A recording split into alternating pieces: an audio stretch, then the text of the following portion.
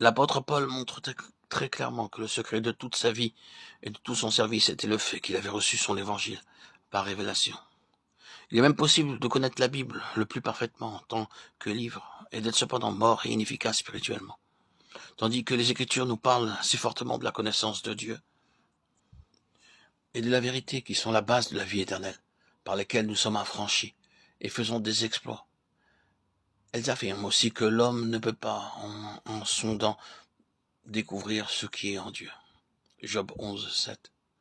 Et elles nous disent aussi très clairement qu'il s'agit d'une connaissance dans l'esprit et non dans l'intelligence naturelle. Ainsi, une riche connaissance des Écritures, une base technique et très soignée de doctrine chrétienne, l'accomplissement d'une œuvre chrétienne, avec toutes les ressources de la sagesse et des dons naturels de l'homme, un emploi intelligent et une présentation intéressante du contenu et des thèmes de la Bible peuvent ne pas dépasser du tout la vie naturelle de l'homme et rester encore dans le domaine de la mort spirituelle. Les hommes ne sauraient être introduits dans le royaume des cieux par les arguments, le raisonnement, la fascination, l'intérêt, l'émotion, la volonté, l'enthousiasme, la passion.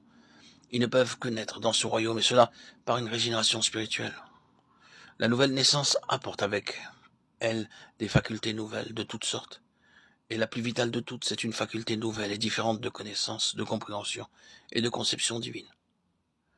Le cerveau humain n'est pas mis de côté, mais il devient secondaire et non plus primordial. La fonction de l'intelligence humaine, c'est de donner aux choses spirituelles une forme intelligente pour nous-mêmes et pour les autres. La puissance intellectuelle de Paul n'est pas ce qui lui a donné sa connaissance de la vérité, mais elle fut saisie par son esprit pour passer à d'autres cette vérité.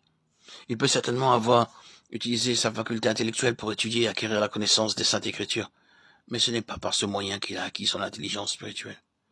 Il lui a fallu avoir cette chose de plus, sans laquelle la connaissance de sa Bible, l'Ancien Testament, ne l'avait pas empêché de suivre une fausse route. L'esprit de l'homme est ce par quoi il pénètre dans ce qui est éternel et invisible. L'intuition est donc l'organe mental de l'esprit. C'est dans ce sens-là, c'est-à-dire à cause de cette mort de l'esprit, en ce qui concerne son union avec Dieu, et cette association avec la religion sous ses formes diverses d'expression, selon l'intelligence humaine que Dieu dit « Mes pensées ne sont pas vos pensées, vos voix ne sont pas mes voix » Isaïe 55, 8. Et la mesure de la différence est celle qui sépare les cieux de la terre, ce qui est céleste, d'avec ce qui est terrestre. L'une des grandes leçons que nous avons à apprendre et que Dieu prend la peine de nous enseigner, c'est que les buts divins demandent des moyens spirituels. Le brisement de la vie naturelle de sa propre pensée, de ses énergies en ce qui concerne les choses de Dieu, ce brisement qui se fait dans l'amertume du désappointement à travers la vanité, les échecs, l'inefficacité et les impasses pour arriver à un réel fruit spirituel.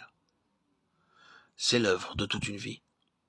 Mais la vérité que nous venons de rappeler est l'explication et la clé de toute la question.